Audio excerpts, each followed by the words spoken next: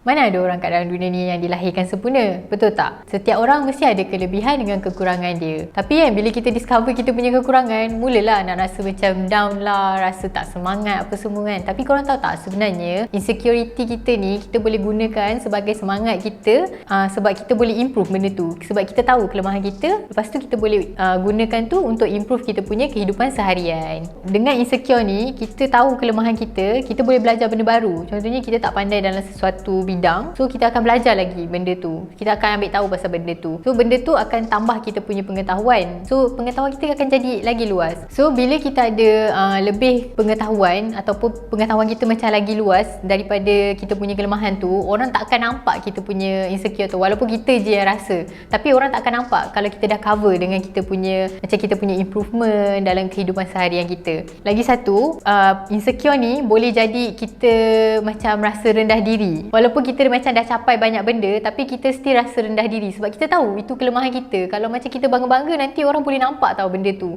Sebenarnya bila insecure ni kita gunakan pada tempat yang betul, kita boleh tukar dia jadi macam kita punya kelebihan sebenarnya. Sebab kita tak tahu benda tu, lepas tu terus kita tahu pasal benda tu sebab kita belajar, kita cuba nak perbaiki benda tu. Macam orang kata kita tak pandai bahagian ni, kita belajar pasal bahagian ni, terus kita pandai bahagian tu. Tapi tak ada lagi nak cakap kita boleh hilangkan kita punya insecure tu. Insecure tu tetap ada, cuma benda tu tak macam terlalu teruk lah, untuk tak terlalu memberi kesan pada diri kita. Bila kita gunakan insecure ni dekat tempat yang betul, dia akan jadi kelebihan tau sebenarnya. So kita tak akan pandang benda tu sebagai kekurangan diri kita. Insecure ni dia boleh buat kita rasa macam dahagakan sesuatu yang baru tau. Sebab kita belajar satu, dia akan berkait dengan benda yang baru yang lain. So kita akan keep nak belajar.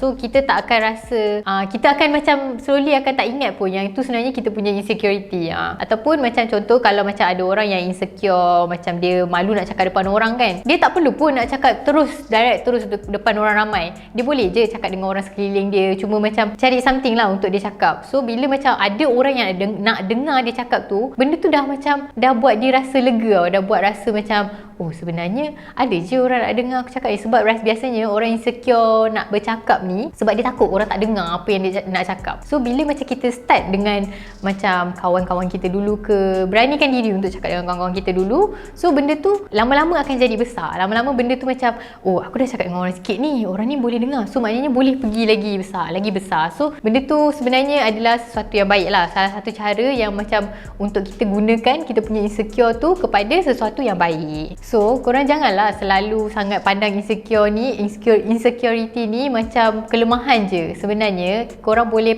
platformkan dia dekat tempat-tempat yang macam korang boleh improvekan diri.